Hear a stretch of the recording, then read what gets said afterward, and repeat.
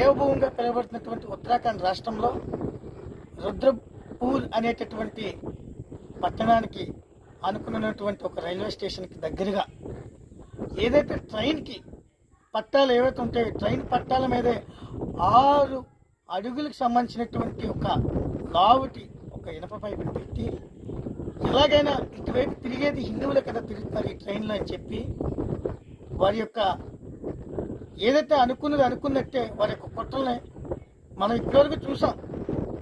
ఏంటి, ట్రైన్ పట్టాల మీద రాళ్ళు పెట్టడం, పెద్ద పెద్ద దిమ్మలు పెట్టడం, పెద్ద పెద్ద బండరాళ్ళు వేయడం, లేకపోతే గ్యాస్ బండ్లు పెట్టడం, ఇవే కాకుండా సిగ్నల్స్ ఏవైతే ట్రైన్ సిగ్నల్స్ ఉంటాయో ఈ సిగ్నల్స్కి పడకుండా ఉండడం కోసం, కనిపించకుండా ఉండడం కోసం గుడ్డలు క్లాత్లు పెట్టడం చూసాం. కానీ అలాంటిదే మళ్ళీ ఈ ట్రైన్కి అడ్డంగా పెట్టేటటువంటి ఒక రాడ్.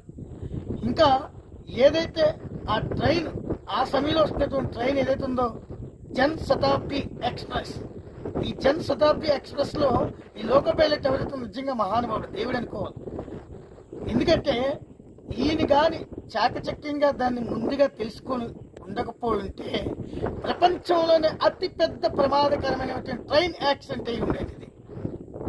కాబట్టి నిజంగా ఆ జన్ శతాబ్ది ఎక్స్ప్రెస్ ఏదైతే ఉందో ఆ లోకో పైలట్ గారికి మా ఓం భారత్ శక్తిపీఠం తరపు నుంచి ఆయన ఇంకా 10 కాలాల పాటు ఆయుర ఆరోగ్యాలతో ఉండాలని చెప్పి మనస్ఫూర్తిగా మేము కోరుకుంటున్నాం. కాబట్టి ఈ కుట్రలన్నీ కారణం ఏంటి అని చెప్పి మీరు సందేహపడవచ్చు. ఈ కుట్రలు చేయడానికి గల కారణం ఏంటంటే మోదీ గారు ప్రభుత్వం దిగిపోవాలి, లేదా నెక్స్ట్ టైం మోదీ గారు గెలవకూడదు.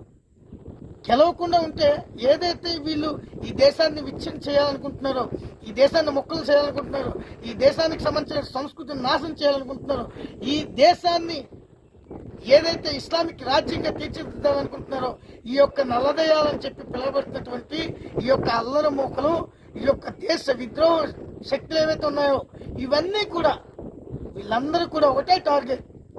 మోదీ గారు దిగిపోతే మనకి నచ్చినట్టుగా మనం ఈ దేశాన్ని మనకి నచ్చినట్టుగా మనం చెయ్యొచ్చు. కాబట్టి మోడీ గారు దిగడం కోసం ఈ కుట్రలన్నీ పన్నడానికి గల కారణం.